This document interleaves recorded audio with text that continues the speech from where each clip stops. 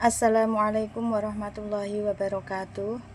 Nama saya Titik Marjuni, nomor induk mahasiswa 23811301171, kelas B5, PJJ PAI, Universitas Islam Negeri Syibir Nurjati Cirebon.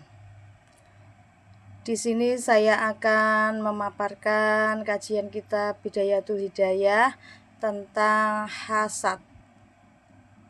Untuk memenuhi tugas ulangan akhir semester mata kuliah literasi digital kitab kuning. Di dalam kitab Bidayatul Hidayah, Imam Al-Ghazali menjelaskan bahwa sifat hasad atau iri hati ataupun dengki adalah perasaan tidak suka melihat orang lain mendapatkan nikmat dan mengharapkan nikmat tersebut hilang dari orang itu, meskipun dirinya sendiri tidak mendapatkan apa-apa dari hilangnya nikmat tersebut. Hasad tersebut termasuk salah satu penyakit hati yang sangat berbahaya karena dapat merusak diri sendiri, lingkungan, dan bahkan peradaban. Menurut kitab Bidayatul Hidayah, hasad adalah perasaan tidak senang melihat orang lain mendapatkan nikmat dari Allah, baik berupa ilmu, harta, kedudukan, atau hal-hal baik lainnya. Dampak buruk dari hasad yaitu merusak diri sendiri. Hasad membuat hati menjadi gelisah, tidak tenang, dan penuh dengan kebencian. Merusak hubungan. Hasad dapat memicu perselisihan, pertengkaran, bahkan permusuhan antar sesama. Menghilangkan kebaikan, seperti api yang melahap kayu bakar, hasad dapat menghanguskan amal kebaikan yang telah dilakukan. Kemudian dampak buruk dari hasad yaitu membuka pintu kemaksiatan. Hasad dapat mendorong seseorang untuk melakukan perbuatan tercela lainnya seperti ghibah, fitnah, dan lain sebagainya. Macam-macam hasad. Di dalam kitab Bidayatul Hidayah, Imam Al-Ghazali menyebutkan ada 3 macam hasad. Yang pertama, menginginkan nikmat orang lain hilang dan dia mendapatkan nikmat tersebut. Hal ini adalah hasad yang paling buruk karena pelaku ingin kenikmatan orang lain berpindah kepadanya. Yang kedua, menginginkan nikmat orang lain hilang walaupun dia tidak dapat kenikmatan yang sama.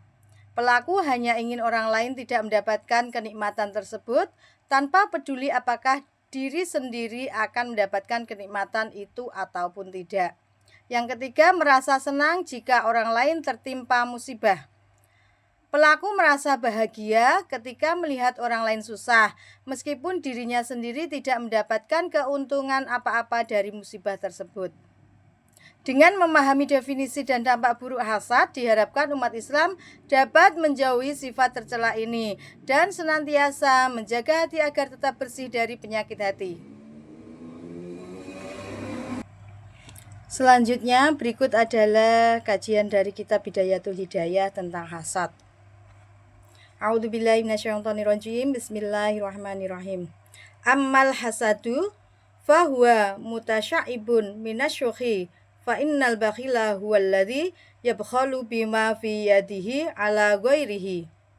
Hasad merupakan cabang dari sifat kikir, karena orang yang kikir adalah orang yang tidak mau memberikan apa yang ada di tangannya kepada orang lain.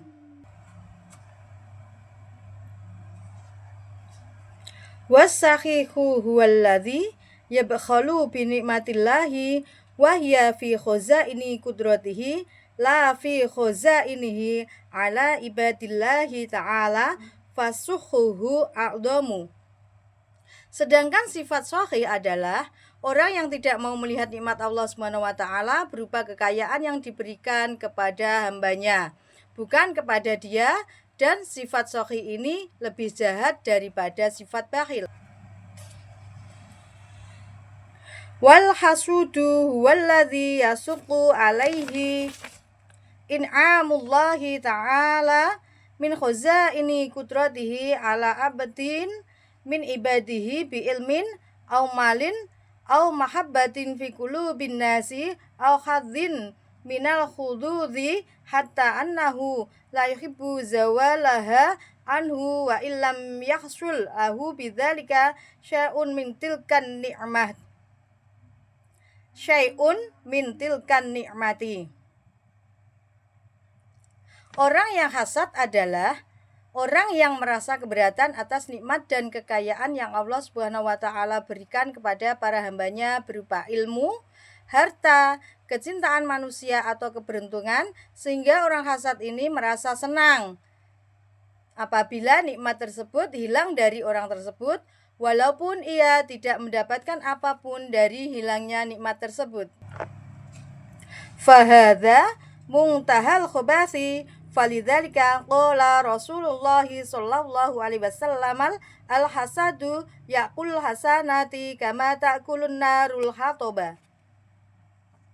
Sifat hasad ini adalah keburukan tertinggi. Oleh karena itu Rasulullah sallallahu alaihi wasallam pernah bersabda, sifat hasad itu melahap pahala kebaikan seperti api melahap kayu bakar.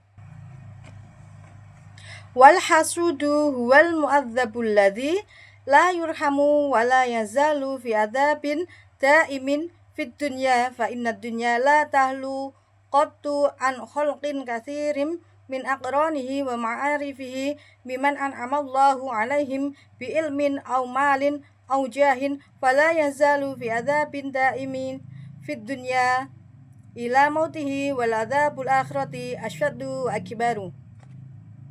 Orang yang hasad ini tersiksa dan tidak disayangi. Ia senantiasa dalam siksa dunia sampai ia mati. Dan sesungguhnya azab akhirat lebih berat dan lebih besar. Balla yasilul abdu ila haqiqatil imani ma lam yuhibba lisairil muslimina ma yuhibbu li nafsihi bal yambagi ayusa wahum fissarra'i wadh-dharra'i. Seorang hamba tidak akan mencapai hakikat iman selama ia belum mencintai seluruh manusia seperti ia mencintai dirinya sendiri. Bahkan seharusnya ia selalu bersama dengan kaum muslimin baik dalam keadaan senang ataupun susah. Fal muslimuna kal bunyanil wahidi yashuddu ba'duhu ba'dhan wa kal jasadil wahidi idastaka minhu udhun istaka sairul jasadi. Karena orang Islam itu ibarat sebuah bangunan yang satu, bagian menguatkan bagian yang lain. Dan seperti satu tubuh, apabila ada anggota tubuh merasa sakit, maka seluruh tubuh akan merasa sakit.